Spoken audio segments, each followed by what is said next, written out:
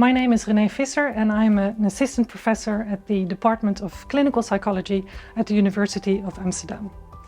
My research is on emotional memory and its relation to psychological disorders such as anxiety, depression and post-traumatic stress disorder.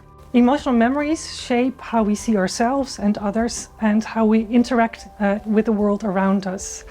So when we experience a highly negative event, such as a life-threatening situation or repeated emotional abuse, this can have a major impact on our mental health. In my research, I combine experimental models with neuroimaging and psychophysiological assessments to try and better understand why sometimes such events lead to persistent intrusive memories and how we can reduce the impact of such memories. Recently, I've become interested in the role of olfaction.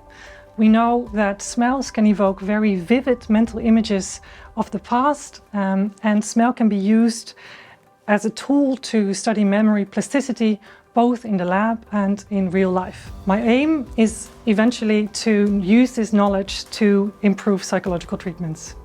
Being a scientist means I can contribute to finding answers to difficult questions, important questions, and in practice it means that I can spend a portion of my time solving puzzles, and I really love being completely absorbed by difficult problems. We've come a long way thanks to feminists like my mother and my academic mentors. At the moment, about 40% of the academic staff is female, but you see that if we climb up the ladder, then this number drops to 25%. And that's even the case in disciplines like psychology, where the number of female students is way bigger than the number of male students. Personally, I wasn't so aware of gender biases until I had a child. And then you start noticing that things like limited parental leave for fathers amplifies the gender imbalance in roles early on, and it continues to have an impact on role expectations. For me, the L'Oréal UNESCO for Women in Science grant means recognition and the amazing opportunity to go on a 5-month intellectual retreat. And I think that for many women, a grant like this can really make the difference.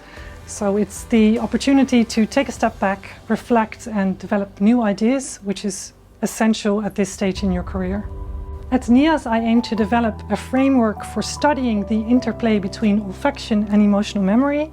And the first step is conceptual clarification. So what is it that we're trying to understand? What are the most pressing societal and clinical questions, and how can we translate this to a research agenda?